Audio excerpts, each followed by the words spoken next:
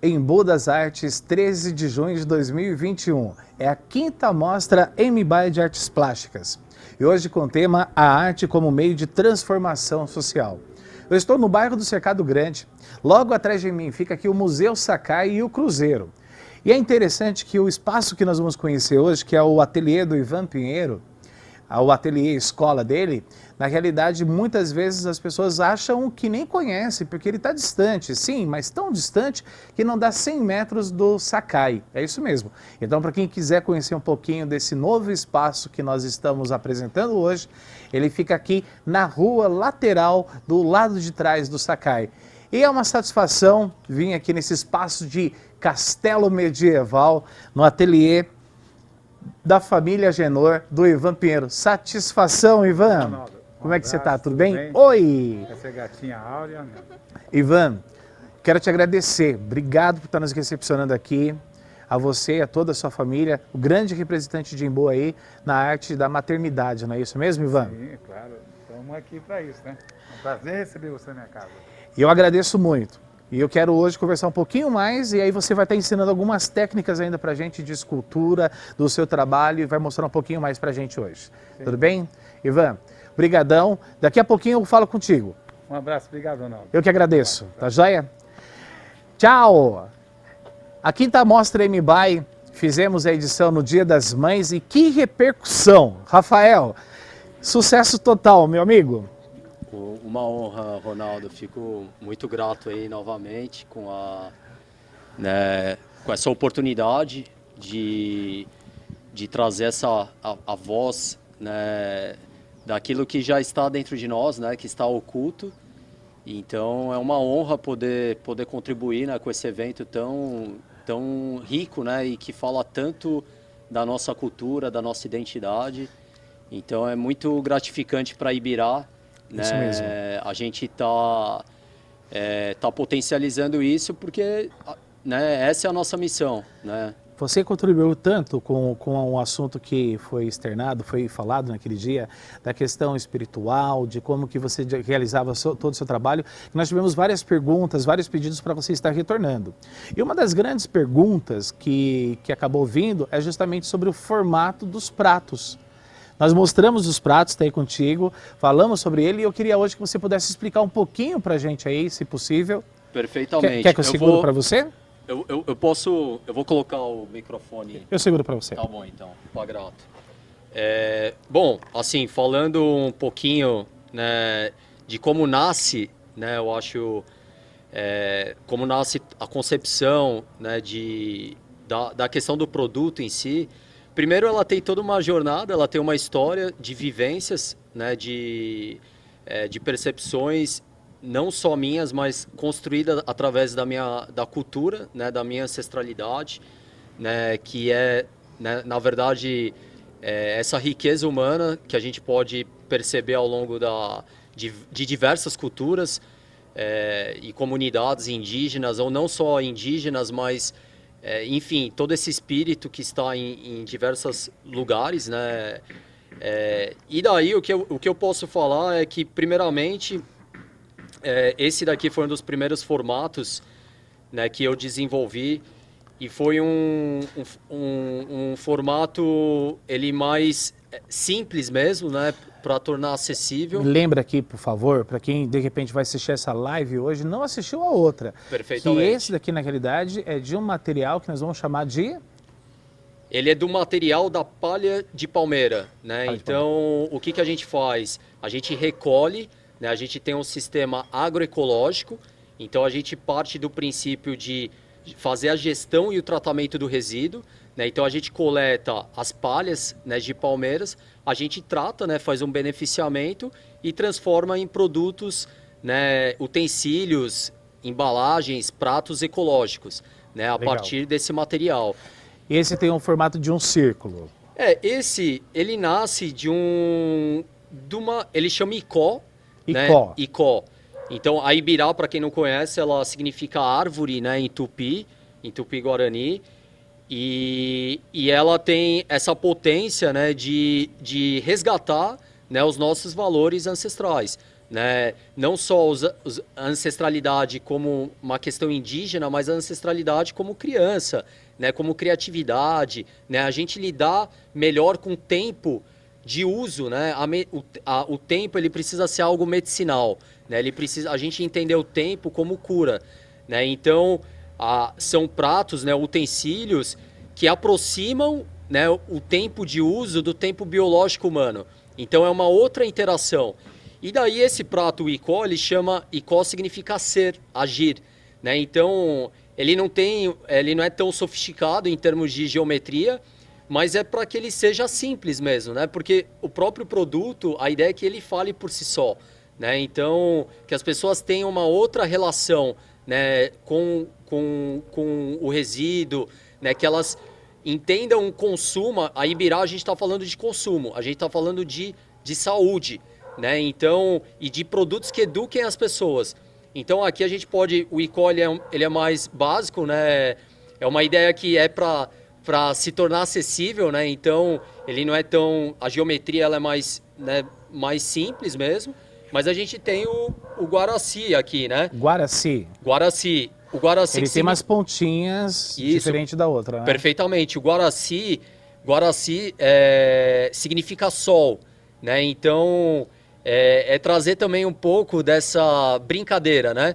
Porque para ser sustentável, né, precisa ser divertido também. Então a Ibirá nasce desse brincar, né? Nasce dessa diversão. Precisa, né, integrar o ser humano, né? E a gente está falando, né, de coisas que são utensílios, são de utilidades, mas também tem a arte, né, por trás disso, porque é para as pessoas entenderem que a gente pode ter, né, a tecnologia, né, os produtos, eles são também, eles trazem uma ligação, né, eles têm uma conexão espiritual mesmo, né, com o que você está consumindo, né? Então é importante a gente se conectar, né, com o que a gente consome, né? Essa conectividade está em conexão com a natureza. Foi o tema central que a gente falou da outra vez, né? E uma das perguntas que veio também é que nós falávamos que a Ibirá ela tem esse conceito de reutilização, né? E ela acaba sendo um biodegradável. E o que a gente pode fazer mesmo com os pratos de folhas de palmeira? E o outro material também eram folhas de bananeira, se eu não me engano. Folhas de bananeira, a gente trabalha, a essência da Ibirá é trabalhar com a preservação da biodiversidade. Então, hoje, claro, a gente faz grande parte dos utensílios com as palhas de palmeiras, mas a gente trabalha com ciência e tecnologia, né, agroecológica. Porque é a sua formação também. A minha formação... Você tem umas 15 formações. Vou falar umas duas aqui só. Quer ver umas duas aqui que você tem, Rafael? Você é o presidente da Ibirá, organização. Você é graduado em Engenharia Mecânica pela FEI Brasil, né? E você fez esse estudo no Canadá. Você é mestre e doutorando em Engenharia de Controle e Automação pela Escola Politécnica da USP. Com ênfase ainda em controle vibracional, ressonância, modelagem de energia renovável. E aí segue, o currículo é grande aí, né? Eu acho que são, né, uma caminhada que ela vai incorporando e que ela me possibilitou enxergar que eu acho que a grande cura, né, a grande missão é a solidariedade, né? E como a gente pode transformar o tempo, né? O que eu me identifico na engenharia é que eu estudo o tempo, né? O tempo de transformação e que seja um tempo saudável, né? Que se aproxime, né, do tempo do ser humano, né, se aproxime daquilo que a gente consome, né? Então a gente está falando de consumir as potencialidades locais, entender os recursos locais, né, valorizar os pequenos produtores, né, os agricultores locais. Você utilizou a tecnologia da sua formação com a Ibirá. Então, na realidade, a gente trabalha um produto tecnológico, só que na realidade com pensamento mais natural para o meio e conservação ao meio. Com certeza. A gente, de novo, como eu falei, né, a questão de ressignificar algo que a sociedade enxerga como resíduo. Porque da perspectiva da natureza não existe resíduo, né, só existe matéria-prima. E daí a nossa sociedade de consumo que vem decorrente aí da industrialização, né, da padronização, da descartabilidade, ou seja, a gente gera muitos produtos, mas porém muitos são descartados, né? Eu acho que a conexão com a arte, né, é a gente reaproveitar também de você não, dentro da lógica industrial, primeiro, incorporar a biodiversidade, que é um grande desafio, não entender a indústria como uma monocultura, né, como um volume de controle, como a gente enxerga tradicionalmente, mas enxergar a indústria como possibilidades de inclusão social, né, de, ao invés de marginalizar, né, do consumo ao consumo, a gente incorporar, né, trazer, aproximar as pessoas através da simplicidade, da abundância, né? Então, a gente faz produtos que eu diria que nasce do óbvio, né? Nasce do que está oculto. Então, a Ibirá, a gente, o que eu digo é, a gente não inova, a gente desperta o oculto, né? Certo. E esse despertar do oculto é a nossa ancestralidade, é cuidar da nossa saúde, da nossa criança, né? Hoje a gente, né, tudo está em volta da questão do tempo, né? Como a gente lida, gere o tempo, né? Hoje a gente tem tempo para muita coisa, né? Só que, porém, as pessoas não têm tempo, né? Porque a todo momento a gente está trabalhando 24 horas por dia, né? E daí a gente não tem, às vezes, o ócio para criar, né? Para enxergar esse tempo, né? No caminhar, né? Andando na rua, enfim, de enxergar ali as possibilidades, né? A gente enxergar, né, que os catadores, né, de materiais recicláveis, eles têm um trabalho fundamental, né? E como a gente pode incorporar isso, né? Porque nasce também, Ronaldo, da questão que a floresta, né, a natureza não gera lixo, né? A floresta, ela não gera lixo, né? É a urbanização, né, o ser humano vivendo de uma forma aglomerada. Isso vai gerando, né, de acordo com o consumo, vai gerando o descarte, né, o resíduo, né? Pensando justamente nessa questão do lixo, a gente não está falando com um lixo. Esse produto não é um lixo, mas vamos dizer que ele acabou o tempo útil, eu utilizei ele, e agora, como que eu faço? Eu consigo reutilizá-lo? Perfeitamente. Na verdade, você pode utilizá-lo diversas vezes, né, como pratos, né? Você pode depois, as pessoas usam até como algo ornamental, né, relógio, como algo decorativo, também é uma possibilidade. Se você não ainda, né, ele, enfim, né, já se desgastou, né, vamos colocar dessa forma, ele não tem mais as utilidades que você pode enxergar, que são infinitas, eles são biodegradáveis, né, e são compostáveis, ou seja, você pode triturá-los, né, facilmente, né, com eles úmidos, você pode cortá-los e você pode pôr numa composteira ou no resíduo orgânico, né? Legal. Porque isso pode virar o quê? O adubo. E o adubo é algo saudável, né? Porque ele vai alimentar a planta e a gente fecha o ciclo. Rafael, né? deixando claro que a gente consegue cortar ou rasgar, mas não é frágil da maneira que ele deu o exemplo aqui. Na realidade, bem no fim da vida útil dele, tudo bem? A gente até tinha comentado, né, que ele aceita sim comida quente. A gente tinha feito esse comentário, mas é óbvio que ele vai ser para o dia a dia de quem tem interesse. Se eu tenho interesse em comprar o produto a Ibirá, os pratos da Ibirá, vocês têm as bolsas também. Onde que a gente consegue? É pelo site? Tem alguma loja física?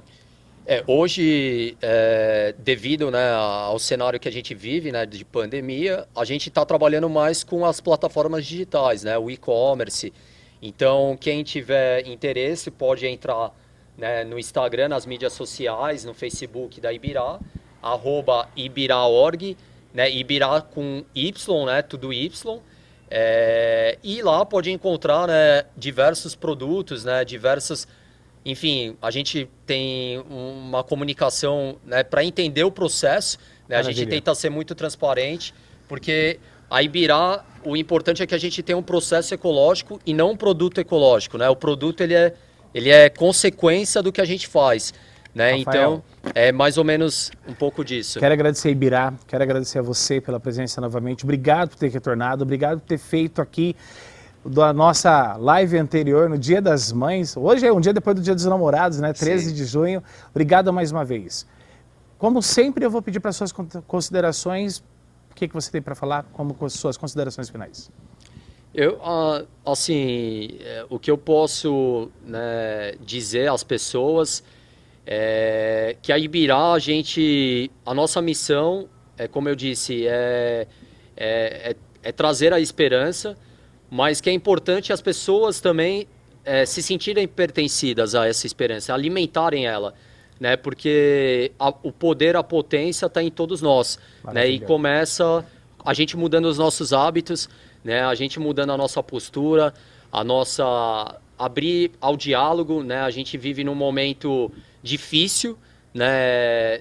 Mas a saúde, né?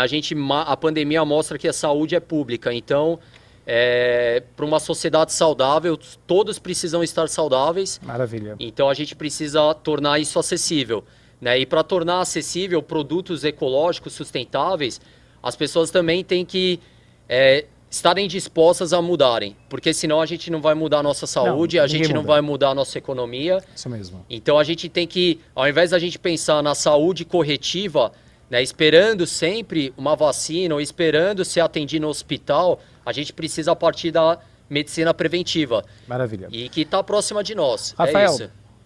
Motivação, potência ativa. Isso. Potência ativa. E paciência. Agradeço. E quando a gente fala de potência ativa, aqui no Espaço do Ivan, olha só, hoje que estava nos cercando dessas obras maravilhosas, que daqui a pouquinho eu vou te convidar também para a gente conversar com o Ivan, ele vai explicar um pouquinho mais. E pelo que parece, são todos ventres. E isso é o mais interessante, porque quando a gente fala dessa maternidade, quando a gente fala dessa ideia de ventre, a gente consegue perceber que a dinâmica da MBuy, cada vez mais ela está crescendo e tentando estornar aí, colocar para fora um movimento muito gracioso.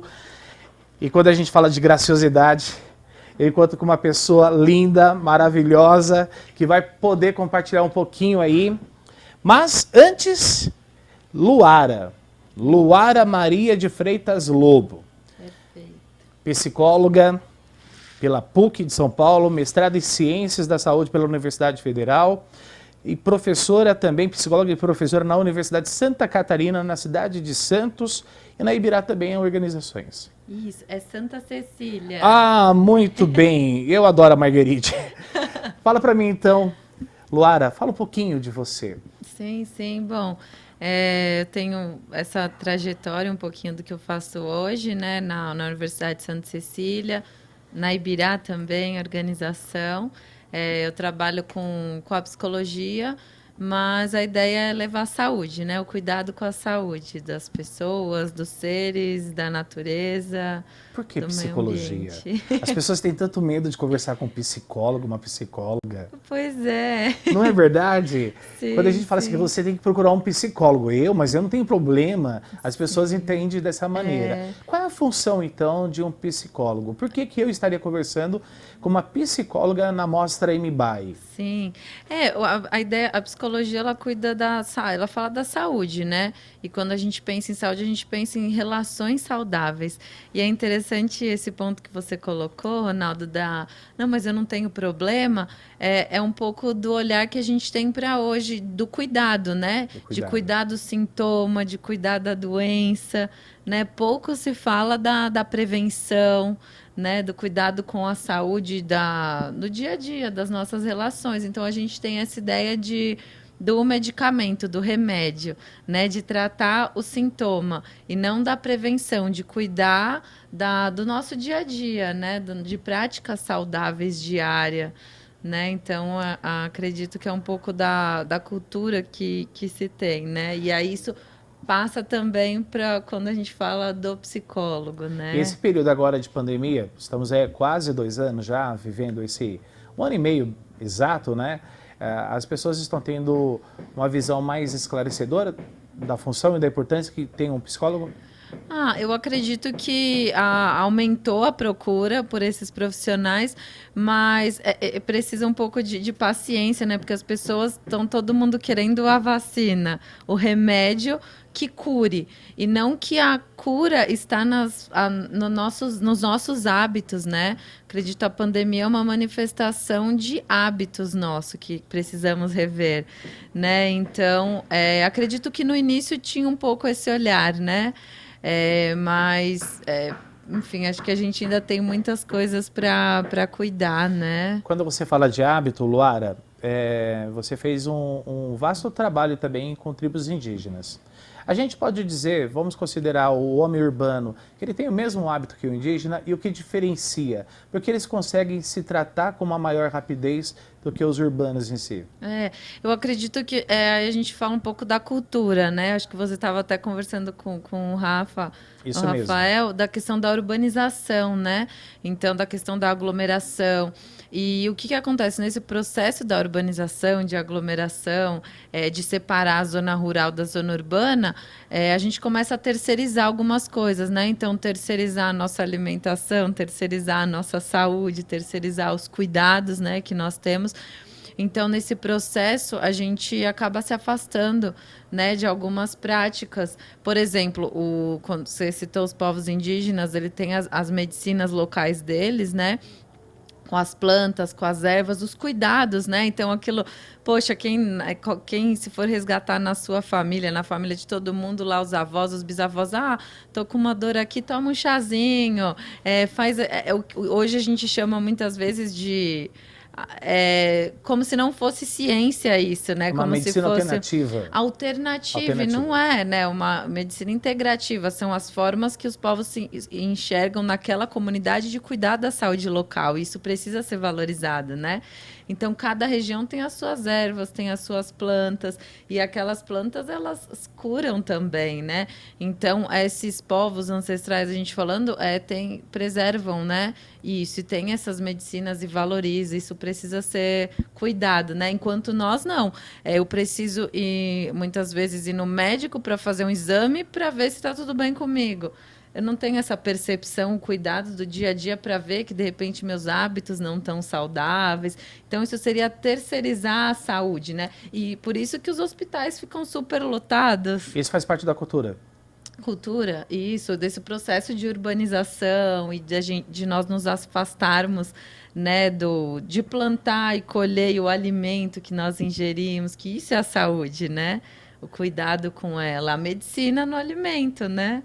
É tão interessante porque, de fato, nós temos hábito de olhar para os jovens hoje que, de repente, não teve um acesso, ou a casa da avó que morava no interior, que tinha umas galinhas ali no quintal, um porco no quintal, e vários outros animais, como as plantas também.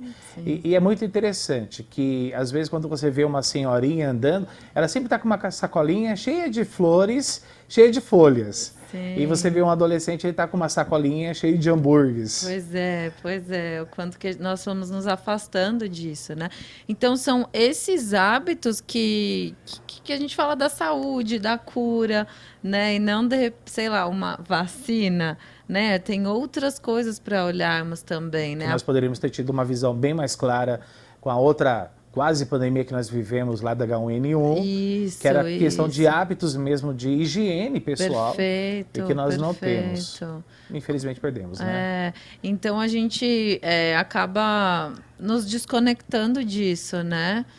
Do nosso consumo, né? Nesse sentido, o urbano ele fica mais doente que o indígena.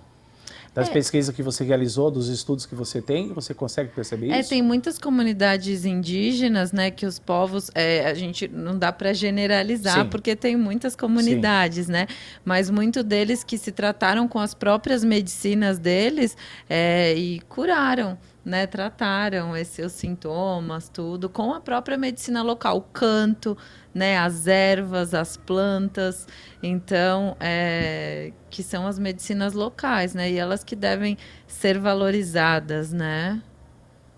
Como que a gente deveria pensar numa saúde agora, de modo geral, nesse setor da pandemia? Você pontuou algumas questões do zelo, do cuidado, da higiene e tudo mais, mas de uma forma mais aberta, porque senão, Luara, a gente vai acabar indo para aquela estrutura de periferias que não têm um acesso grande nesse sentido, e a gente vai começar a setorizar.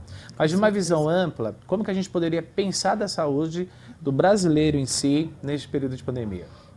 Eu acredito que precisa ter atuações pontuais nas comunidades locais, né, nas diversos pontos e organizar com essas pessoas mesmo um diálogo, né?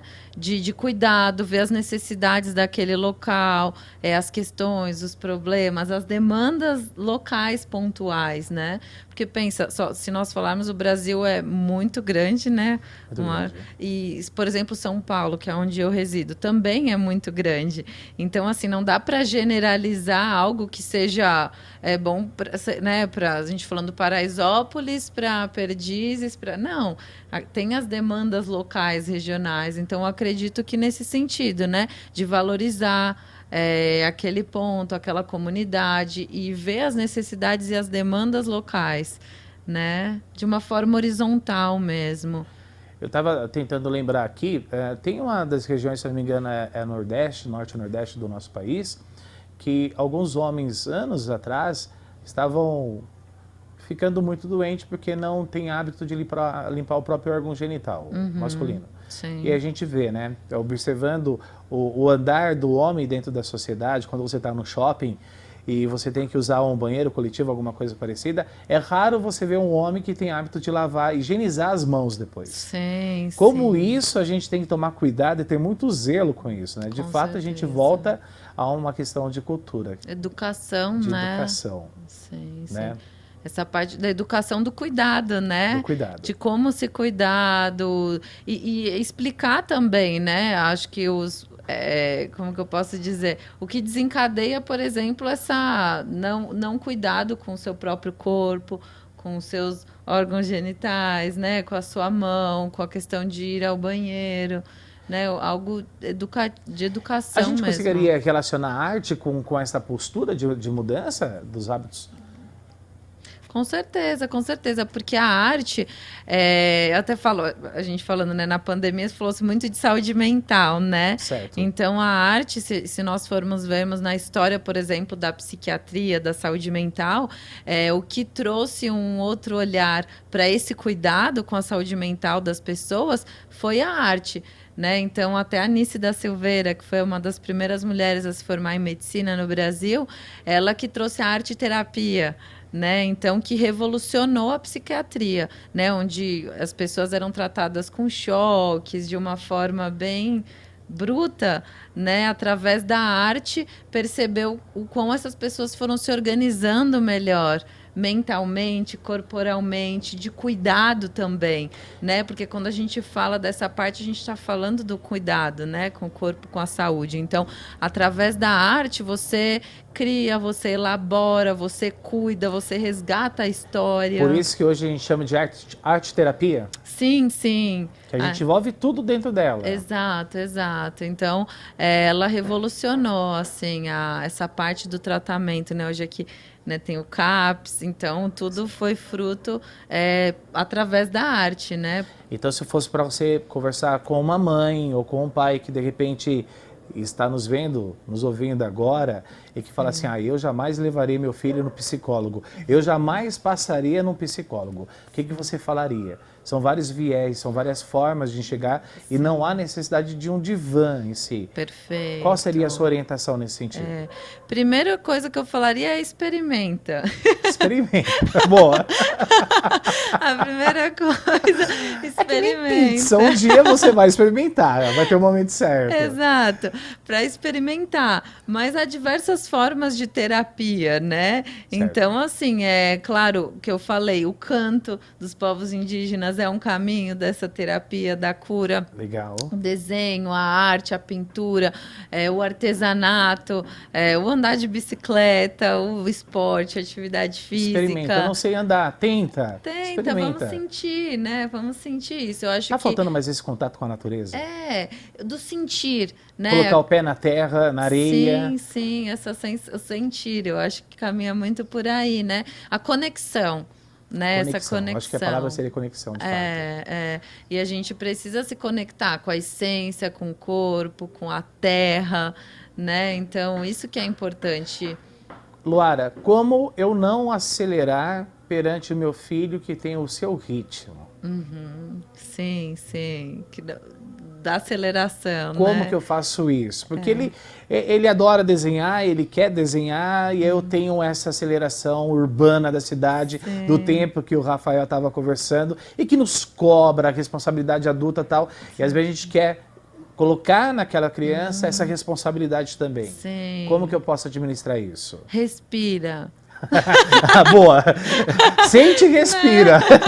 Um dos dois a gente consegue, né? Eu acredito que muito caminho é da respiração, porque a respiração conecta É a fato. gente. A respiração nos conecta, né? Quando a gente fala do experimentar, sentir, conectar, é respirar.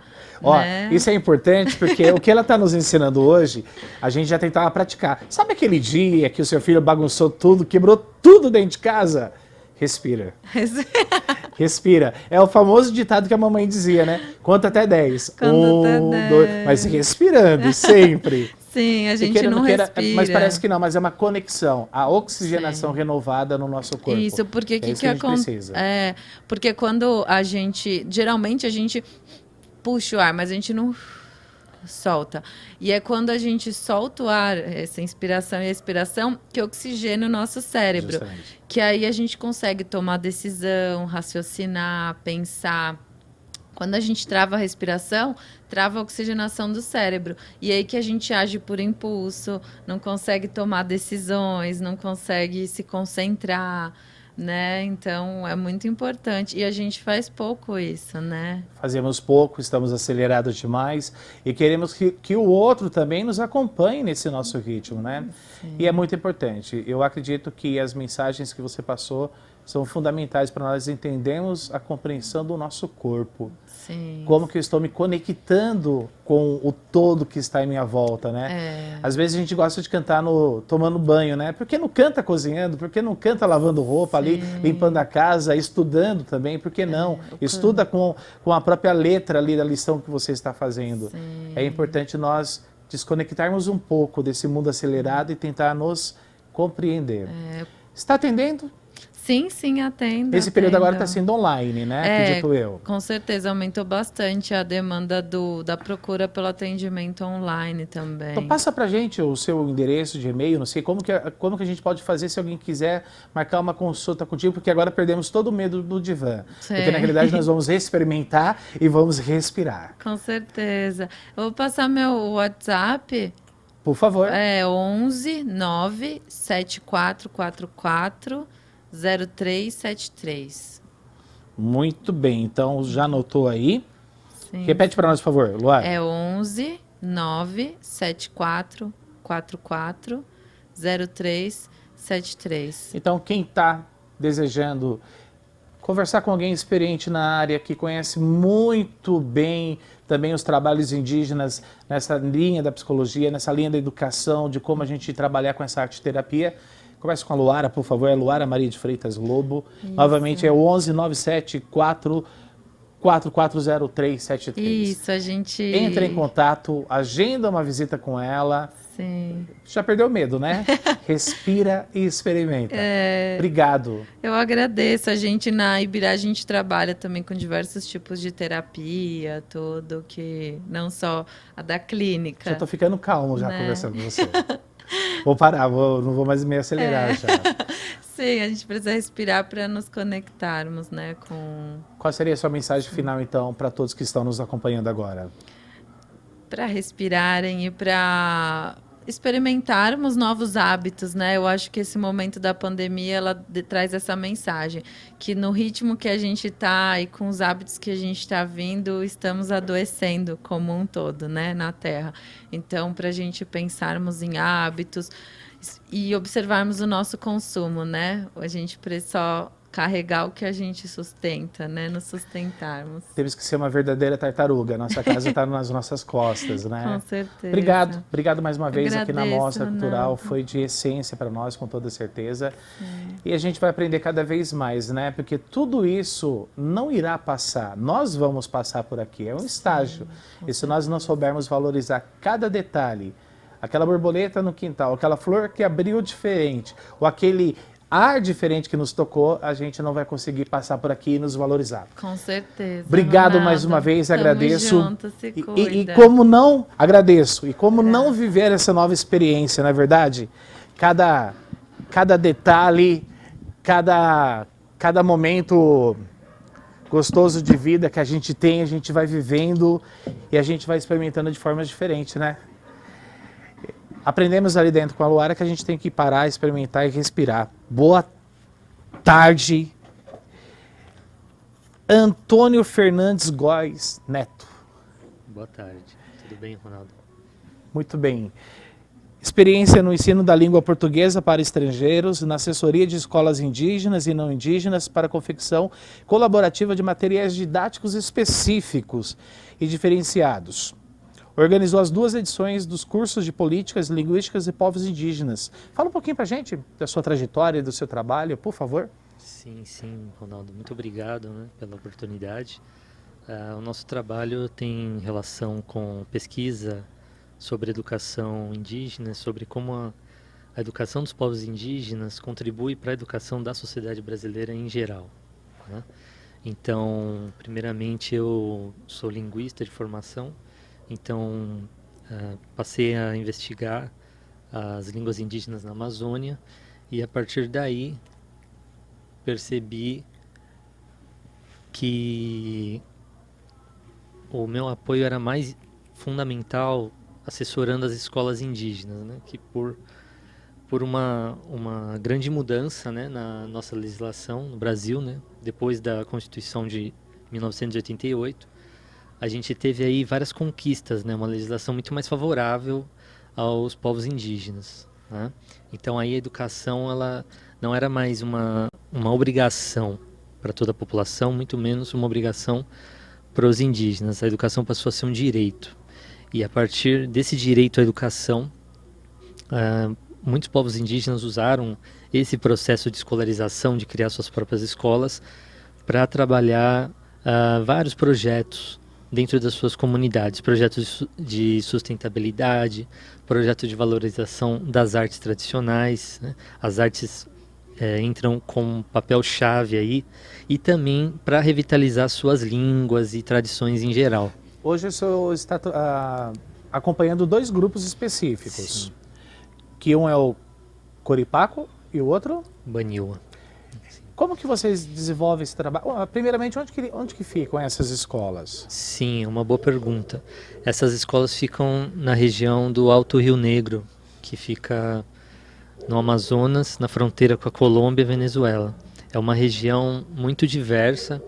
Existem ali mais de 20 povos indígenas diferentes, que falam línguas diferentes, têm costumes diferentes, né? E é um polo de diversidade linguística muito importante para o Brasil. Em qual momento que a língua deles acabam se cruzando? A gente está falando de 20 povos diferentes. Esse dialeto, essa linguagem, que sendo a sua área, como que se conecta uma tribo com a outra nesse sentido? Existe Sim. um linguajar comum, se eu posso falar assim? Sim, cada povo fala a sua própria língua, né? O povo tucano fala a língua tucano, o povo baniwa fala baniwa, né? Esses povos já estavam em contato ali há séculos atrás, né? O contato entre eles já existia, já haviam trocas comerciais há muito tempo. Muitos pesquisadores já documentaram isso e já explicaram isso, né? Agora, o que acontece é que houve migrações forçadas por conta dos processos de colonização, né? E também a própria imposição da língua portuguesa, né, na região, que foi a primeira tarefa da educação naquela região, ou seja, o histórico da escolarização dessa região foi um histórico de tentar impor a língua portuguesa e outros costumes que seriam ditos como civilizatórios para essas populações. Então o português chegou A gente entende imposto. da mesma maneira da catequese inicial no Brasil. Exatamente. Certo. Só que na catequese inicial havia um princípio de conversão, Ok. pura e simplesmente, e de escravização daqueles povos. Agora, já na virada do século XIX para o XX, a escola tinha um papel civilizatório, ou seja, transformar aqueles indígenas em brasileiros, né? Isso é uma mudança importante e é por isso que a gente fala que existe no mundo inteiro, não só no Brasil, um paradigma colonialista da escolarização, ou seja, um conjunto de ideias, um conjunto de atitudes que sempre foi reproduzido nas escolas, que tende a só repassar conhecimentos, né? Transmitir conhecimentos, impor conhecimentos de um povo para outro. Para quem está chegando agora, talvez consiga compreender como que a Mostra MBAE está buscando vários leques para trabalhar neste formato com todos nós aqui, para nos mostrar. Porque Embu é uma aldeia indígena. O nascimento de Embu foi com base em uma tribo indígena e que também teve esse contato com os jesuítas. E aí então vai se expandir para depois, futuramente, em São Paulo. E hoje o Antônio Fernandes, grande especialista, grande pesquisador, trabalha especificamente hoje no Amazonas com 2 escolas fazendo toda essa pesquisa e está trazendo aí para a gente a sua experiência nesse contexto linguístico, principalmente das tribos indígenas. O senhor estava comentando que hoje nós temos aí no Alto Rio Negro mais de 20 povos indígenas que têm suas 20 formas de expressões diferentes nesse sentido. Antônio, o que a gente pode dizer como uma atitude voluntária em um trabalho como esse? Como que o senhor explica para nós? Sim, Ronaldo, veja bem, veja a importância de se transmitir, num sentido positivo, essa informação sobre a diversidade dos povos para o Brasil inteiro na educação das pessoas que não são indígenas, como nós, por exemplo. Certo. Imagina, quando a gente fosse ter aulas na escola, se a gente tivesse mais participação de indígenas, por exemplo, sendo convidados para falar na escola onde a gente estudou, desde quando a gente cresceu. Quebraria esses paradigmas? Eu acredito que seria um esforço, né, gradativo para quebrar esse paradigma, né, de que o paradigma seria isso, né, esse conjunto de ideias relacionados aos estereótipos, né, sobre os indígenas. Desde que ano que o senhor está fazendo esse trabalho voluntário, essa pesquisa em si de campo?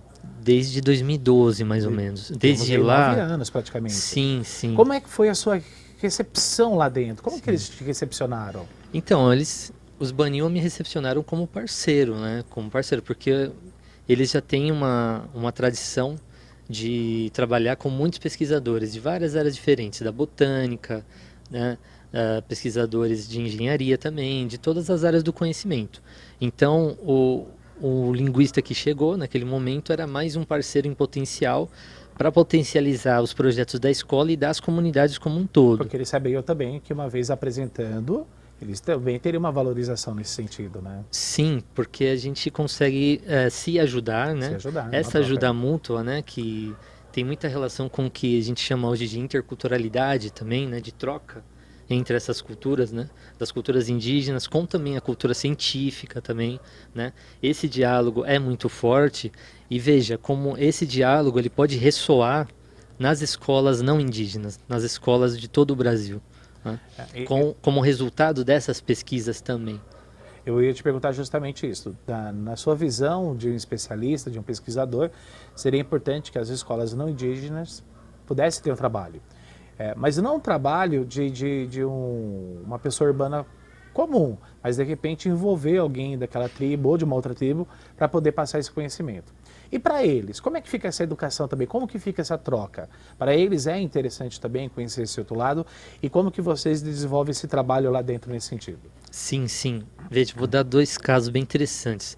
No caso do contexto atual da pandemia, muitas escolas Banil conseguiram, por meio desse problema da pandemia, conseguiram com urgência instalação de sinais de internet em algumas das suas comunidades. Lembrando que são comunidades ribeirinhas, né, que estão pelo Rio Negro. Sim. E por meio do uso da internet, nós conseguimos fomentar intercâmbio entre escolas indígenas e não indígenas, por meio do vídeo, né, por meio da videoconferência. A partir daí, os alunos indígenas, eles também tiram suas curiosidades sobre o mundo não indígena, né? Esse intercâmbio tem sido muito fomentado, né? Então, por exemplo, os alunos indígenas, eles também querem saber como que é São Paulo, como que é Embu, tem rio, né? As cidades são muito perigosas mesmo, como aparece em alguns meios de TV, né? Não eles como vão esse tirar aqui. Com a própria experiência. Exatamente, exatamente. Que bacana, que legal. E do outro lado, do nosso lado, ao longo desses anos, quando você me perguntou sobre as atividades voluntárias, Sim. o nosso esforço foi justamente de organizar cursos para sensibilizar pessoas interessadas sobre o tema. Então a gente organizou cursos de formação, né, principalmente curso de formação de professores. E dentro desses cursos sobre essa temática, a gente fez um esforço para convidar indígenas de diferentes povos para falar, não só do Rio Negro, mas povos do Brasil inteiro. Surtiu efeito? Surtiu efeito, porque, assim, Ronaldo, existem vários professores interessados em trabalhar essa temática de uma maneira não preconceituosa, mas elas precisam do apoio dos indígenas. Hoje é mais é velado ainda esse preconceito? É velado. É velado porque muitos livros muitos recursos didáticos ainda da escola sobre esse tema não foram produzidos pelos próprios indígenas, por exemplo. Quando o senhor fala de livro, eu tô com 2 aqui, né? Sim. Cabari Tepa. Tepa, Cabari Tepa, pedir ela ajuda para linguística para nos ajudar mesmo, né? Esse livro aqui ele foi produzido pela comunidade Cabari, é isso, né? Exatamente, é uma Fala um pouquinho comunidade pra gente, por Baniwa. favor. Sim, essa comunidade, por exemplo, nela se falam entre 5 e 6 línguas diferentes. Né? 5, 6 línguas. Isso, então Cabari é o nome da comunidade, né? Onde eles têm a escola, né? Cabari é o nome na língua Nhangatu. E Cabari é o nome dessa planta que está aqui na capa do livro. Uma planta. É uma planta medicinal. É uma planta medicinal. A gente usaria ela para quê? Sim, alguns estudos, né, estão tentando evidenciar algumas atividades antimaláricas dessa planta. Mas para doenças mais leves também, né, alguns incômodos, né, mais leves assim no estômago, eles usam a planta com uso medicinal. Qual que é a função desse livro, Antônio, para vocês, né, nessa criação? O que vocês queriam mostrar e apresentar com esse livro? Sim, esse é uma boa pergunta, Ronaldo, porque esse livro ele é fruto de uma trilha pela comunidade, né? A comunidade ela tem uma floresta grande, né? Estamos falando aí da floresta amazônica, né? É uma comunidade amazônica e essa floresta ela leva para 2 serras, né? 2 serras. Então, no meio desses caminhos, nós fomos caminhando com um dos líderes da comunidade, que já é um ancião, né? Um senhor, um conhecedor da comunidade, e fomos passando e perguntando para ele sobre as plantas que nós encontrávamos no caminho, né, da trilha. E ele nos explicava o nome da planta em 2 línguas, né? Certo. Em Baniwa e em Nhangatu. E ele também explicava usos dessas plantas. Essa é uma atividade rotineira nas escolas Baniwa. Esse trabalho científico, né? Essa prática de pesquisa. Essa transferência do conhecimento também Sim, é uma rotina. Sim, sim. Eu acredito que nós aqui, urbanos, estamos perdendo um pouco dessa questão, né? Do respeito com o ancião. De parar naquelas rodas que se tinha antes e falar assim, me transmite agora o que você sabe a respeito de tal situação. A gente prefere procurar na internet do que buscar o conhecimento do outro, né? Sim, além de faltar essa abertura para ouvir, também a abertura para construir juntos vínculos, né? Com os anciãos, né? Construir essas relações. Antônio, e esse outro aqui, fala pra gente, por favor. Bem viver e viver bem. Eu acho que é uma provocação desde o início dessa live de hoje 13 de junho, a MBAE está tentando mostrar pra gente. Se a gente não tiver uma conectividade com o meio, com o natural, a gente vai ficar um pouco perdida dentro dessa sociedade. Porque nós estamos percebendo que, de fato, a natureza ela tem muito mais para nos mostrar e nos falar. Infelizmente, a gente vive aí um mundo que minha cabeça doeu. Vai na farmácia, compra um analgésico. Eu tô com uma dorzinha de ventre, compra tal remédio. E a gente esquece que a vovó tomava aquele chá, como a Luara bem disse, como o Antônio está confirmando aqui agora, com base em pesquisas. Então, esse lado científico que ficou perdido politicamente pelos nossos representantes federais hoje, esse lado científico, ele tem um nascimento. Ele nasce com os primatas que já tinham aqui praticamente. Ele nasce com esses conhecedores de mato vasto de pesquisa. E a gente ainda não quer aprender. Mas o tema é bem sugestivo, né? Bem viver e viver bem. Sim, exatamente, Ronaldo. Esse é o livro do André Fernando Baniwa, que pode ser adquirido na internet, né? Está à venda. Esse também pode ou não? Esse aqui ele está no acervo digital do nosso grupo de pesquisa. Esse aqui é de acesso livre para divulgação. Né? Que legal. Esse aqui já é uma reflexão sobre a ideia de bem viver do povo Baniwa. Né? Essa ideia de bem viver é justamente essa ideia de superar aquele ritmo acelerado, frenético, né? Que a colonização tentou impor, né? Não só para os indígenas, mas para todos nós que vivemos, né? Hoje, né? Então, é uma reflexão sobre quais ideias do povo Baniwa que podem ser contribuições possíveis para a sociedade em geral. Né? Então é como se fosse assim, a ideia o que é a educação Baniwa, transmitida de gerações por gerações, sem pensar em escola. Né? Na escola seria uma educação escolar Baniwa, né? Uma educação escolar indígena.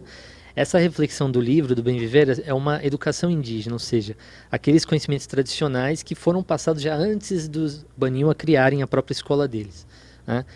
Pelos velhos, enfim, oralmente. Seguindo essa linha da oralidade, que ela é interessante porque ela não tem registro, né? E o registro ele fica como memória, e aí a gente já vai para o contexto histórico, né?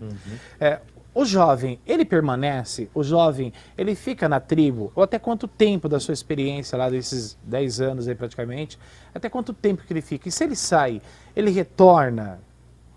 Sim, a gente tem que pensar que essas identidades elas estão em constante construção. Então, as migrações ocorrem, mas uma migração para fora da comunidade, da aldeia, não significa que a pessoa perdeu aquela identidade indígena. Muitas vezes ele vai em busca de uma formação para trazer como recurso. E para voltar como recurso, exatamente. Legal. Agora, essa pergunta é muito importante que você fez sobre os jovens, porque a educação escolar indígena tem debatido muito sobre isso, né? Sobre o que engaja os jovens, né? Então, por exemplo, na comunidade de Cabari, desse livro, algumas ações têm sido realizadas pelos professores justamente para engajar a juventude. E dentre elas a gente destaca principalmente as artes e o turismo. Tá? E mais uma também, o esporte. Tá? Então essas três Eles têm são bem sido muito competitivos. poderosas. Sim, essas três práticas são muito integrativas, né? Então alguns professores têm feito pesquisas sobre arte tradicional Baniwa, com cerâmicas que às vezes são encontradas no solo da floresta mesmo, né? Cerâmicas produzidas por aqueles povos antigamente, né? Pesquisas com cipós e fibras vegetais em geral, porque das fibras eles produzem as cestarias, que além de serem artesanatos que podem ser vendidos, também são recursos para carregar frutas ao longo dos caminhos, né? E também para armazenar farinha de mandioca, que é uma produção muito tradicional da região. Muito bem. Então essa pesquisa sobre a arte dos artesanatos, né? De fazer Sim. artesanatos, ela tem engajado os jovens, porque os jovens também eles gostam de se engajar nessas atividades comerciais com os que não são indígenas. Né? Vender os próprios produtos para os visitantes, para os turistas que vêm visitar a aldeia, né? Porque tem turismo na aldeia também. Né? Então, os jovens eles se engajam justamente nesse mundo de encontro Bacana. dos indígenas com os não indígenas. Nós não vamos conseguir fechar esse assunto hoje. Para quem está começando agora, assistir agora, nós estamos falando com Antônio Fernandes Góes Neto, ele que é um grande especialista e pesquisador e se aprofundou muito nessa questão da língua portuguesa para os estrangeiros e principalmente no trabalho indígena. Eu tenho que te agradecer sua presença, é um assunto que a gente não consegue fechar, porque a cada tópico a gente vai levantar outros, não é? Mas, Antônio, quais seriam as suas considerações, quais seriam as suas prerrogativas finais aqui agora da sua experiência? Por favor. Sim, bom, primeiramente agradecer a oportunidade. Nós que agradecemos, vocês nos deram. tá? Parabenizar pela mostra também, né? A continuidade da mostra. E dizer que na página do Instagram do Coletivo Eparré, que é a cooperativa da qual participo, vocês podem encontrar algumas produções de podcasts que nós fazemos sobre educação ambiental em geral, que dialoga muito com alguns temas da mostra, né, com algumas Bacana.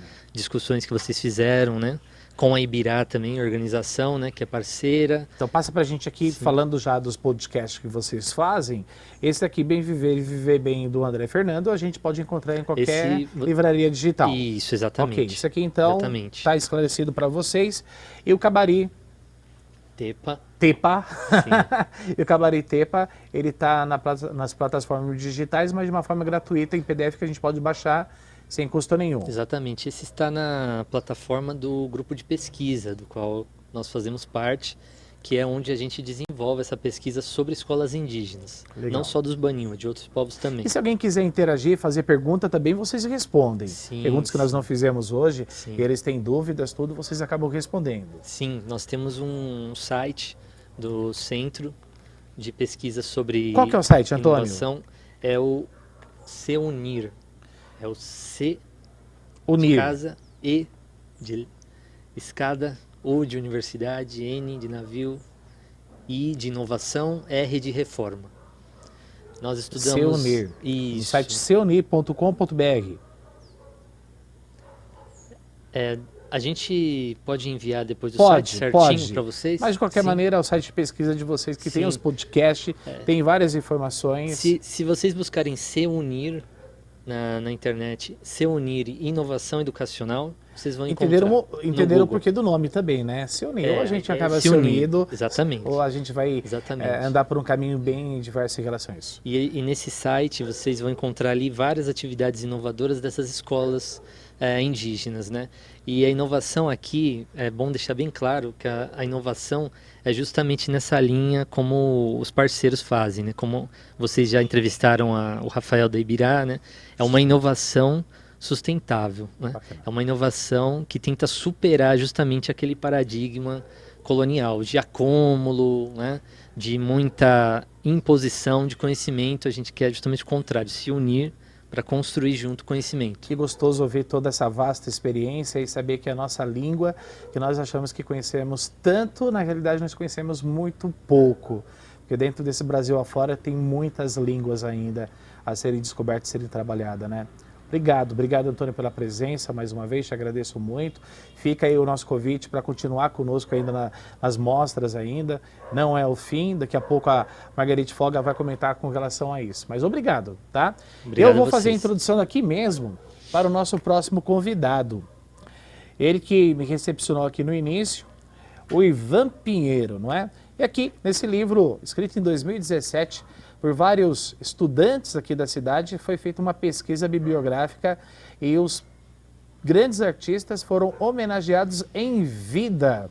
E aí na página 189 tem uma biografia apresentada, só localizar aqui, na página 188 e 199 tem uma biografia do Ivan Pinheiro apresentada justamente pela Sabrina Gabriele. Eu tive o prazer de organizar esse livro juntamente com a Meire e Roberta Lopes. Fomos os organizadores e aqui nós temos mais de 300 artistas que foram homenageados em vida. E ela fala as seguintes palavras sobre o nosso próximo entrevistado, o anfitrião dessa casa, desse ateliê escola. Ele nasceu no dia 20 de agosto de 1969, em São Bernardo do Campo. Filho do escultor Agenor Francisco dos Santos, criador até aos 6 anos em São Bernardo, criado até aos 6 anos em São Bernardo do Campo, São Paulo, foi para o Guarujá e foi lá onde começou a ter conhecimento sobre a escultura e fazer pequenos entalhes com seu pai. Com 10 anos, voltou para São Bernardo e começou a fazer pequenas peças para vender em lojas de sapatos. Os clientes do seu pai compravam as peças para incentivar o garoto a continuar a esculpir. Ele veio para Embu das Artes com 11 anos de idade e nunca mais saiu. Parou os estudos para focar apenas na escultura e com 40 anos terminou seus estudos. Sempre trabalhou com esculturas e hoje em dia se dedica a criar um museu memorial com obras do seu pai e seu irmão, que também foi escultor. Trabalha na Fundação Escola de Arte e a Fundação Agenor, sem fins lucrativos, com vários tipos de arte, sendo escultura com enfoque principal. E aqui é onde nós estamos. E aí agora nós vamos lá então para bater o nosso papo com o Ivan Pinheiro.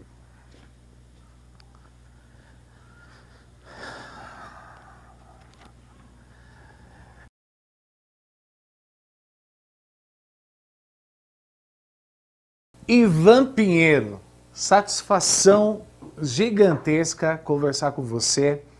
Desde já quero agradecer por ter aberto aí os portões do seu castelo para nos recepcionar aqui no ateliê Escola Agenor. Esse foi o nome batizado aí que você deu, não é isso?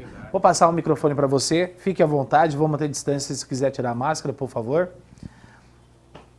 Ô, Ronaldo, tudo bem? Obrigado. Para mim, parabéns. É melhor para você, porque receber você na minha casa aqui é uma grande honra e satisfação. Satisfação toda minha. Eu vou pedir para você falar só um pouquinho mais perto, só por gentileza, do microfone, tá bom?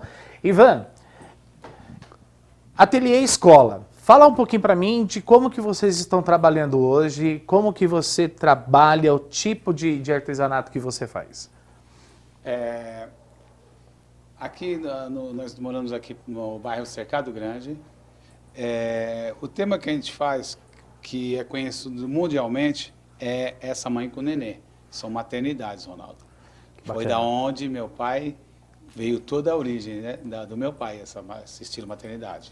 É interessante porque em toda a sua história de biografia, eu já tive o prazer em anos anteriores de conduzir algumas homenagens que você recebeu da cidade, como medalhas, como placas de honra e até mesmo uma praça ali perto da ETEC que recebeu o nome do seu pai, né? Aquela praça que tem umas obras, ela recebeu o nome do seu Agenor, não é isso? Correto. Maternidade. Por que maternidade? É fácil encontrar essas obras na praça e às vezes a gente vê, aparentemente, é um círculo com uma criança dentro. Então explica para nós essa maternidade. Então, o termo maternidade veio do meu pai, porque quando ele tinha 5 anos de idade, ele ficou sem mãe e sem pai. Ele nasceu no sul da Bahia, em Alagoinhas, né? E lá ele foi criado dos 5 anos de idade até os 18 anos num orfanato. Lá é onde ele aprendeu a ler, a escrever, e todo o carinho que ele sentiu que não tinha mãe, ele transmitiu para as obras de arte dele. Então, ele sempre falou, né, e falava que as esculturas dele, o tema é maternidade, a mãe com carinho Bacana. E amor. Quando eu ouço você falar do seu pai, você fala com muito afeto ainda. Quais são as lembranças de infância que você tem do seu pai? Você era uma criança normal, que nem os outros meninos lá em São Bernardo, ficava jogando bola, bolinha de gude. O que você fazia enquanto criança, tendo um pai escultor dentro de casa? Quando eu era criança, o engraçado é que meu pai tinha uma bancada, né, quase igual a essa, um pouco mais alta, e ele ficava esculpindo em cima. E como eu era pequeno, com 6, 7 anos de idade, eu ficava embaixo, nos pés dele, né, e tinha umas placas, e eu pegava um formão ou outro e ficava batendo, entalhando, fazia. Quando eu era com 7 anos de idade, eu já fazia tipo uns entalhes igual esse. Fazia umas casinhas, um coqueiro, uma árvore, às vezes um pica-pau, um passarinho. Na época eu lembro que tinha aquele pica-pau, né? Aí eu fazia muito entalhinho de pica-pau. E eu vendia nas lojas da cidade. Então a tua infância, na realidade, foi brincando nos pés do seu pai, enquanto ele esculpia a parte de cima, você ficava brincando com aquelas sobras de madeira ali. Sim, a minha infância era fazer entalhezinho, brincando, que eu achava... Bom, eu não entendia direito, mas eu achava legal. E quando eu saía alguma imagem, eu achava bonito. Eu gostava. Então, da família, nós podemos classificar como o Agenor pai, depois Sim. veio o Ivan Pinheiro e depois Sim. veio o Agenove, Sim. que foi seu irmão, que Sim. infelizmente perdemos ele alguns anos atrás. E só que Sim. muitos confundem isso, né? Eles invertem, mas quem começou na arte antes... Esse é o segredo que nós estamos revelando agora. É verdade. É o Ivan Pinheiro, não é o Agenove, né? Porque Sim. desde antes. E aí, pelo que nós lemos ali da sua biografia, você tinha esse hábito que você está confirmando agora, que você ficava esculpindo. E essas peças pequenas, até mesmo como incentivo, os amigos do seu pai, não, daí que eu compro, deixei que eu guardo e tal. Verdade. Quando eu era pequeno, meu pai tinha um prazer de me apresentar. E uma coisa que eu achava muito engraçado, que isso ninguém nunca soube, Ronaldo. Você está sabendo agora em primeira mão. Maravilha, maravilha. Eu tinha um cavaquinho, eu vou te mandar a foto, e meu pai tocava violão 7 cordas. E todas as pessoas que chegavam lá, eu sambava quando era pequenininho, né? Com 5, 6 anos. E ele fazia questão de eu sambar para os estrangeiros, os alemãos, o pessoal que chegava lá em casa. Lá. Que bacana. Olha que gostoso, muito né? legal. E é uma coisa de família, né? Eu não sei se o Luca vai conseguir mostrar agora, mas pelo menos a lateral aqui. Essa aqui é uma obra que o seu pai esculpiu. Essa Sim. obra, ela está aqui no ateliê e ela é de que ano? Essa obra, meu pai fez ela em 1975. Em 75, ela está aqui até hoje, 46 anos, 48 anos, 46 anos praticamente que tem essa obra. Essa obra foi uma senhora que comprou é Marquesa de Bonneval. Ela tinha ela fez uma, como é que eu posso dizer, Ronaldo, quando a pessoa junta várias obras, uma coleção. Uma coleção. Ela tinha uma de coleção de umas 30, 40 obras do meu pai. obras. Que bacana. E quando ela foi embora, ela doou 7 obras para nós. E essa é uma das obras. Inclusive uma que veio. E passa de família, porque aqui no ateliê hoje, com qual material que vocês trabalham? Madeira, Madeira, pedra, mármore. pedra e mármore. E algumas coisas de bronze eu faço quando é alguma coisa a pessoa encomenda. Mas madeira, pedra e mármore. Rafael é seu sobrinho. Sim, Rafael, meu Eu não sobrinho. vou perguntar muito pro Rafael, porque ele não é, mas fica ali do lado dele ali, por favor. Já que vocês estão sempre juntos aí, coloca o microfone perto dele. Diz para nós, Rafael, qual é a sensação de você estar aqui aprendendo com o seu tio? Para mim é uma sensação boa. Boa noite. Eu gosto muito de trabalhar com escultura assim, com madeira, pedra. É bom porque nem todo mundo tem uma oportunidade boa na vida. Então a gente tem que aprender desde cedo a se virar na vida, né? Trabalhar, a esculpir. Eu acho bem legal. Que lindo isso, Rafael. Que bacana. E é um jovem, né? E a gente percebe que vai passando de família para família. O que você está fazendo aí agora? O que vai surgir aí dessa madeira? Isso aqui vai ser uma onça de madeira cedro rosa. Aí eu tô dando um acabamento nela para ela sair já legalzinha. Muito bem. E se eu não me engano, Ivan, quando nós estávamos fazendo todos os bastidores aqui com os outros entrevistados da mostra, o comprador dessa obra veio aqui, que é um americano, não é isso? Sim, Ele te fez uma encomenda. sim. Se você puder entrar no detalhe de quantas obras e para onde que vai, por favor. Eu não conheço ele direito. Ele veio com intérprete, né? Você viu? Sim. E ele não me passou muito, mas Passou assim, mais- o que ele isso. passou para que eu sei é o seguinte: ele tem uma multinacional e esse ano é o ano do, meu Deus, é o tigre. São tigres isso aqui. E isso aqui, eu acho que é o ano da China. Na China tem O calendário calendário chinês é o ano do tigre. é o ano do tigre. Ele encomendou 75 tigres. Que bacana. Vai ser entregue para cada empresa na China. Olha que interessante, né? Por isso que a gente fala que a obra da família Agenor, ela é conhecida mundialmente. O trabalho de vocês é conhecido mundialmente, né? O ventre. Mas tem um outro detalhe que poucas pessoas te perguntam. Até hoje eu nunca vi alguém te perguntando. Se nós olharmos em todas, se desde o início já estava sendo gravado, quando eu estava conversando com o Rafael no fundo, tinha algumas obras também, todas têm um olho oriental. E tem um segredo disso. Tem sim. Qual que é? A tataravó do meu pai era chinesa e o tataravô africano. Então acho que daí vem essa origem dos olhos meio puxado um pouquinho. E o que é bacana quando a gente fala do tema maternidade e que o que é fantástico em tudo isso, né? Porque celebrar a vida, celebrar o nascimento é o que nós estamos falando da natureza, da mãe natureza em toda essa mostra MBAE.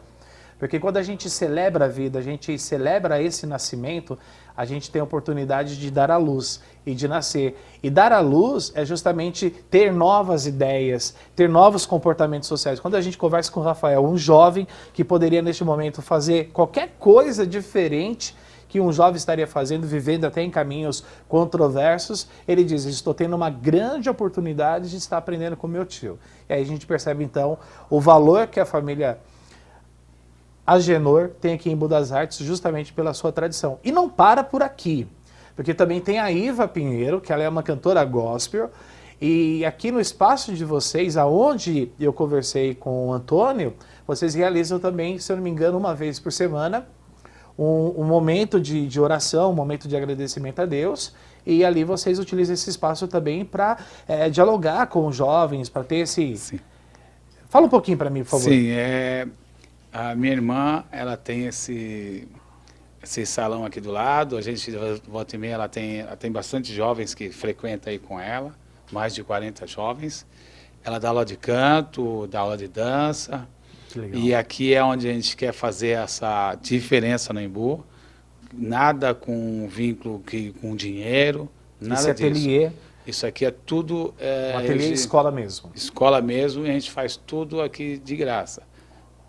Tem alguns custos, lógico, mas assim, o intuito mesmo é ajudar as pessoas. E uma coisa que eu acho muito importante, que eu estou brigando muito aqui no Embu, é o seguinte: quando eu vim para cá com meu pai, Ronaldo, nós tínhamos cerca de, eu acho que 20 a 30 escultores.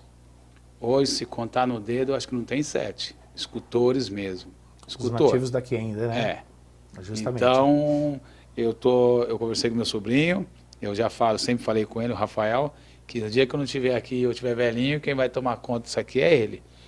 E assim nós vamos dar sequência. A minha filhinha gosta, pequenininha, a Áurea tem 7 anos, gosta de dançar e brinca, você conheceu ela aqui.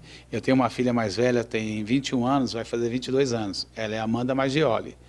Ela está no meio musical, ela já gravou umas 2, 3 músicas. A família é de artista. E está sendo bem aceita no mercado. Que legal. Está com uns apoios. Agora uma gravadora famosa chamou ela. Olha aí que mas bacana. por enquanto a gente não Sim. pode falar. Sim. Porque está em contrato, essas coisas, então tem que ser... Ô Ivan, você tem segurar 2 pouco. filhas, você é casado também. A sua esposa, ela mexe com artes, ela produz algum material? Não. Eu acho que ela que tá ligando. Eu acho que ela que tá ligando. Porque Isso o telefone aqui- dele, na realidade, não para. O telefone dele é constante, cheio de pessoas ligando e encomendando as obras do Ivan. Bacana, Ivan. Verdade, Ronaldo. Eu quero Graças te a agradecer Deus. e quero também dizer que aqui é um espaço e que muitas vezes você fornece para outros escultores fazerem os seus trabalhos, não é? Hoje Sim. passou por aqui o Carlos também, que esculpe em mármore também, tem toda essa Pedra, parceria né? com vocês em pedra de mármore, tem todo esse trabalho com vocês e vocês acabam aí dividindo aí muitas espaço. vezes o espaço aqui com outros artistas. O Carlinhos trabalha com nós já aqui, que nem agora, já está 1 ano comigo de novo. Volta e meia ele vai para visitar o pai, para a família dele lá. Só que o Embu ainda é um lugar que vende. As pessoas podem ir para onde for, depois volta para cá. Porque eu exponho na feira, eu trabalho na feira do Embu, ainda vende. Você como artista, você como escultor, você é respeitado? Você sente que mesmo com tanto afastamento dessa busca artística, dessa busca cultural, você se sente ainda respeitado dentro desse universo da arte? Da área da arte, sim, quando as pessoas vêm até mim. E às vezes, muitas vezes não. Porque quando a pessoa chega, às vezes me vê na rua, ou conversa, ou chega perto de mim, a pessoa não acredita. Aí no primeiro momento, Ronaldo, já susto. é um meio assim, né?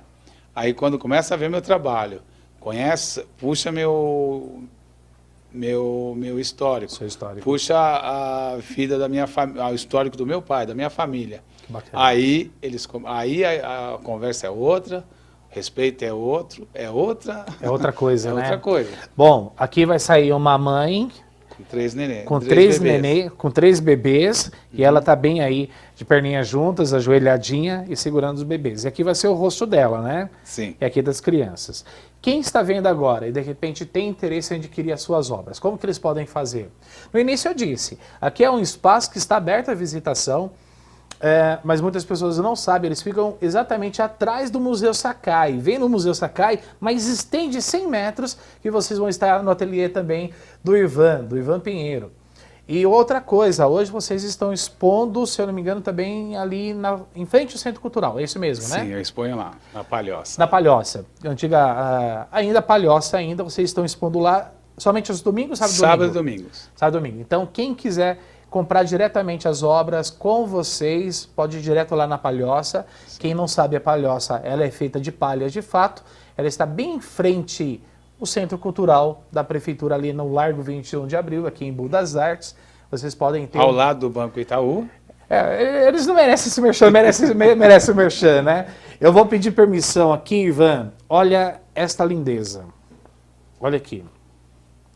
Pedra para apoiar e a madeira por cima. Fala para mim dessa obra. Essa obra, eu via, era uma raiz, né? E uma raiz de árvore. É uma árvore, era uma raiz. Que E o coisa que linda. aconteceu? E quando eu vi, toda obra, toda madeira, quando às vezes o artista olha, ele já vê o significado, alguma coisa. E quando eu vi isso aqui, eu falei, essa mulher está com trigêmeos aqui na barriga. Aí eu já fiz aí eu modelei ela e deixei, isso aqui é natural da Na árvore. sua imaginação, ela tá com trigêmeos, aqui ela já ganhou. Verdade, Ela já ganhou. interessante. Tá vendo? Que lindo. Então, obras como essa e como várias outras, vocês vão estar encontrando ali no Largo 21 de Abril, na Palhoça, com o Ivan Pinheiro. Eu quero agradecer mais uma vez pela oportunidade de estar vindo aqui no ateliê. Eu quero agradecer ao Rafael também de estar trabalhando conosco aqui, mostrando um pouquinho do seu trabalho. Obrigado, valeu. Rafael, eu gostaria de ouvir uma mensagem sua. O que você diria para os jovens aí que hoje estão com vários pensamentos e de repente você, que é um artista, o que você poderia passar para eles? Eu passaria para os jovens aprender mais arte, porque a arte tem que ser mais valorizada do que as drogas, balada, essas coisas que as pessoas gostam de curtir, mas só que pro meu lado eu não curto muito. Eu gosto mais de fazer as peças. Obrigado, Rafael. Ivan, suas considerações, meu amigo? O prazer é todo meu. Ronaldo está aqui com você mais uma vez. Um cara bom, um cara forte, um cara bem respeitado em Embu. Considero muito você, Eu que Ronaldo. agradeço. E sempre vamos estar aqui. No dia que você precisar, onde você estiver, se você tiver que me chamar, pode contar comigo. É uma satisfação, uma honra servir vocês também. Eu não podia negar o convite da Marguerite de apresentar hoje aqui, justamente no espaço de vocês, porque é uma família que eu respeito e considero muito. E eu quero fazer essa conclusão aqui, Ivan, relembrando então o trabalho da Sabrina Gabrielli, que no ano 2017, no livro Abotoando do Universo, que foi um trabalho meu e da Meire como organizadores, não é? Ela escreveu o seguinte poema ao seu respeito. E eu sei que você ainda não tem esse livro, então esse livro hoje, depois da leitura, ele vai ser seu, tá bom? Obrigado. E o título do poema é da seguinte maneira: No talho do entalho. Desde cedo na escultura começou, sempre se dedicando a aprender. Como inspiração teve seu pai Agenor, sempre como exemplo o trabalho do irmão, em família a escultura fluir. De cabeça sempre a arte decorou. Nas curvas e retas se inspira, a escultura ele domina, e com amor suas obras ele fez, tem um jeito único de esculpir. O resultado agrada a todos, seus clientes sua obra admira. No dia a dia a madeira a ele ensina, nas pedras a escultura aflora, a natureza em suas mãos entrega, mãos abençoadas pelos caminhos trafegam, nos veios das obras a beleza eclode, pois sabemos que a arte é sua sina. Poema escrito em homenagem ao grande Ivan Pinheiro. Muito obrigado, é a Mostra Cultural, desejando aqui sorte e felicidade. Parabéns, Ivan Pinheiro. Obrigado você, Ronaldo.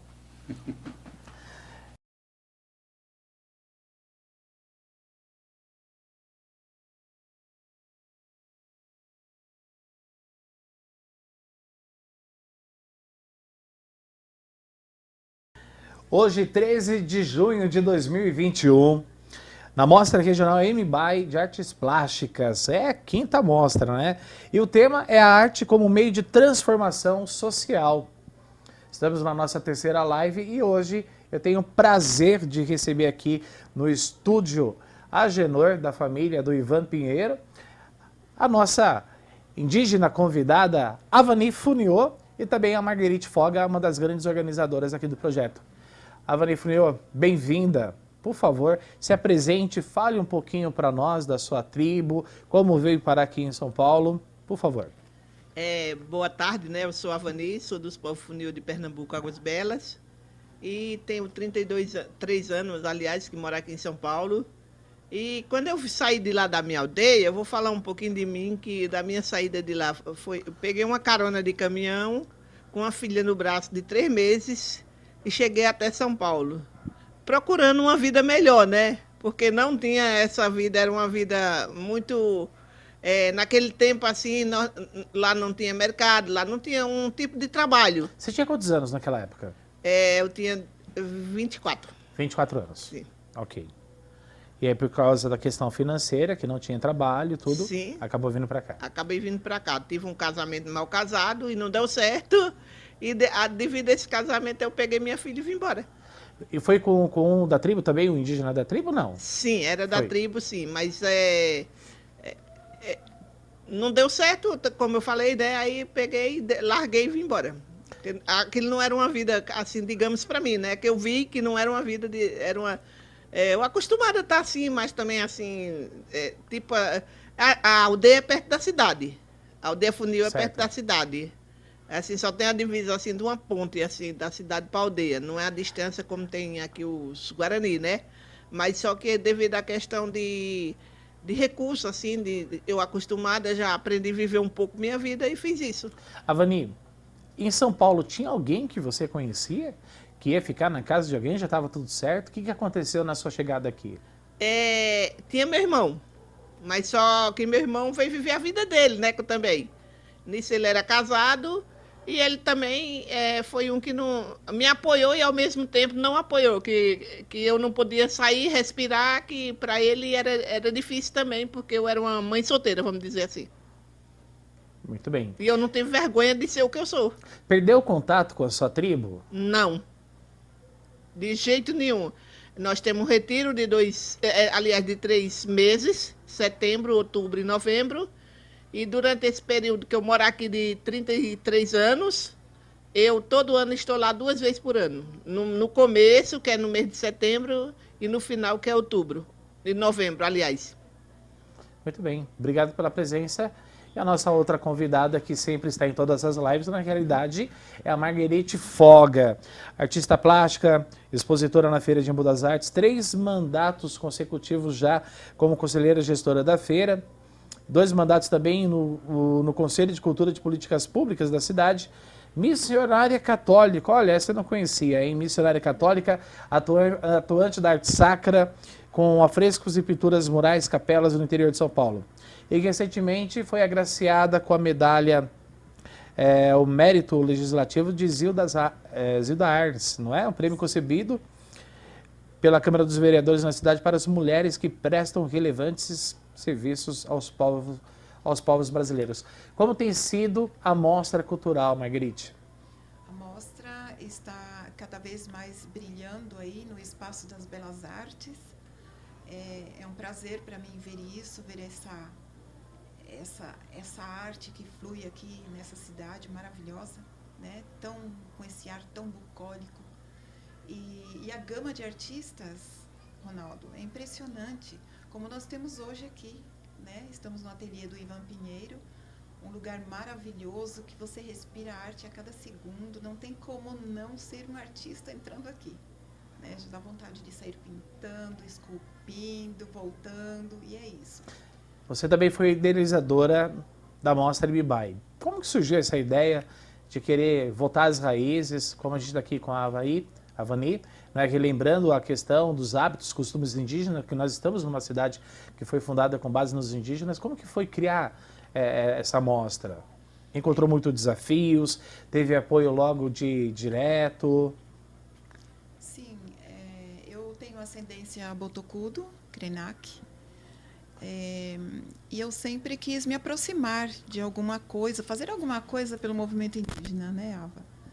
E, de repente, uma vez eu estava no Conselho de Cultura, há 6 anos atrás, e conversando com alguns conselheiros, eu percebi o aniversário de Embu das Artes, de 18 de julho, pouco movimentado, pouco comentado, né?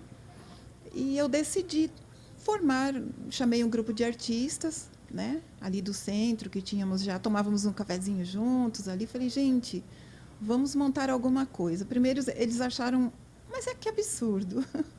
Eu falei, não, vamos fazer uma mostra indígena. E aí começamos, no primeiro ano, e foi tudo assim, muito de repente. Quando chegou perto de julho, eu falei, vamos fazer acontecer.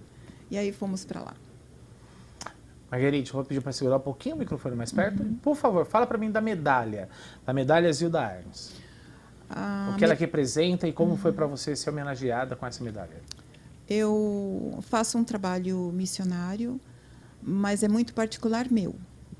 Eu não divulgo. Agora não é mais particular. Agora não é mais. Agora não tem mais nada particular aqui. Você me fez falar. Então, e esse trabalho missionário, eu tenho quase 3.000 famílias que eu atendo quando eles precisam. Eles gritam e eu vou até lá. São vários assuntos diferentes, né? E, particularmente, gosto muito de fazer esse tipo de trabalho social. E, dentro desse trabalho, quando eu recebi essa medalha, eu me senti agraciada realmente. E agradeço à Câmara dos Vereadores de Embu das Artes por terem me agraciado, né, na pessoa do Adalto, que sugeriu. E eu me senti realmente, foi como se eu recebesse um agradecimento de todas aquelas 3.000 pessoas que estavam me falando obrigado. Então, foi uma coisa que, para mim, vale muito. Estou muito contente. Muito bem, parabéns. Já, né? Avani, fala mais um pouquinho para a gente da tribo. Eu queria te fazer a seguinte pergunta. Assim como você saiu, e os outros descendentes também estão saindo? A tribo está esvaziando? Não, porque no meu povo é assim. Como nós temos retiro de 3 meses, como eu falei anterior, né? Setembro, outubro e novembro? Sim, setembro, outubro e novembro. Aí, no caso, acontece que nossos parentes vêm vender os artesanatos, vinha, né? Porque devido a essa epidemia, agora nós não temos mais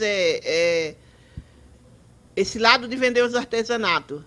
É uma das sobrevivências. É uma da nossa sobrevivência, a cultura indígena da gente, assim, não só minha, como de outros povos diferentes, né? Aí, chegando aqui, eu também sou dos conselhos indígenas, estadual, conselho municipal e várias outras representações, né? Hoje mesmo eu fiz uma entrega no SESC, o SESC mandou para uma área indígena, assim, que foi... eles fizeram um monte de casa lá e acamparam lá e ficaram, né? Lá em Guarulhos. E devido a essa questão, já tem desde 2017 que eles vêm lutando por essa terra. E nisso a gente, como conselho estadual, representante de conselho, a gente dá esse apoio. E eu fui de uma delas de 2003, eu fui a primeira conselheira do contexto urbano devido à questão de eles colocar só o foco das aldeias, né? E saber que não tinha indígena na cidade. E teve aquele conhecimento assim através de mim, e eu também tenho uma honra muito grande por eu ser mulher, eu ser uma conselheira no meio de tanto homem, assim, que era mais os indígenas homens, não as mulheres. E bati de frente, lutei e consegui. Nós também temos outras atuações, assim, tinha o Revelando São Paulo, que é da cultura também, em 2006, assim, como conselheira, tive uma luta muito grande para chegar ao Revelando São Paulo. O que é o Revelando São Paulo para você? É um evento de 10 dias, onde mostra todas as culturas diferenciadas, indígena, a arte deles aqui, que estão aqui, que nós estamos junto com esses meninos aqui, que eu esqueci o nome agora. Mas, sim, e todos eles, né? E mostra cada um pouco a sua cultura. E devido à sua cultura, nós indígenas também, eu trazia 133 indígenas para o Revelando São Paulo, ali para vender seus artesanatos. A cultura funió, a cultura indígena, ela é respeitada pelos urbanos? Sim, porque ninguém sabe fazer um cocá desse. E é lindo. Eu tenho mais lindo lá dentro do carro. Aqui ninguém sabe montar um brinco desse. Aqui a gente inventa de muitos tipos de árvore, assim, como está aqui arara, aqui é a pena de arara, e esses daqui são pintados. Mas por que são pintados? Porque eu quis fazer assim, esse cocá, né? E tem outras artes também, que nós temos aqui o tererê, que é isso aqui vermelho, que está aqui no meu cabelo também, que eu estou parecendo uma árvore, mas só que essa árvore assim, uma indígena nativa. Só que essa árvore aqui é muito orgulhosa, entendeu? Devido à minha questão de eu ser indígena. Isso mesmo. Eu ia te perguntar justamente sobre essa questão daquilo que você está usando aqui agora, que já acabou de explicar. Mas quando vocês estão lá no retiro, a sua tribo ainda mantém a questão da pintura, a questão da dança, a questão do canto. Eu tenho o hábito de dizer que quando os portugueses chegaram aqui, na realidade, já existia o desenho geométrico, porque esses desenhos são traços geométricos, já existia a música, a dança, a arte já fazia parte da nossa cultura, mas acabou se perdendo um pouquinho com o tempo, mas vocês ainda mantêm essa cultura ainda. Nós funiô, nós somos um povo originário de lá, como eu falei, do Nordeste, Águas Belas, só que nós foi o único povo do Nordeste que resgatou, que não perdeu de falar a língua indígena, que é o Iatê, que chama Iatê na língua da gente, né? Dentro da tribo vocês falam Iatê? Dentro da tribo. É o Iatê. O que quer dizer Iatê? Eu estou falando a língua.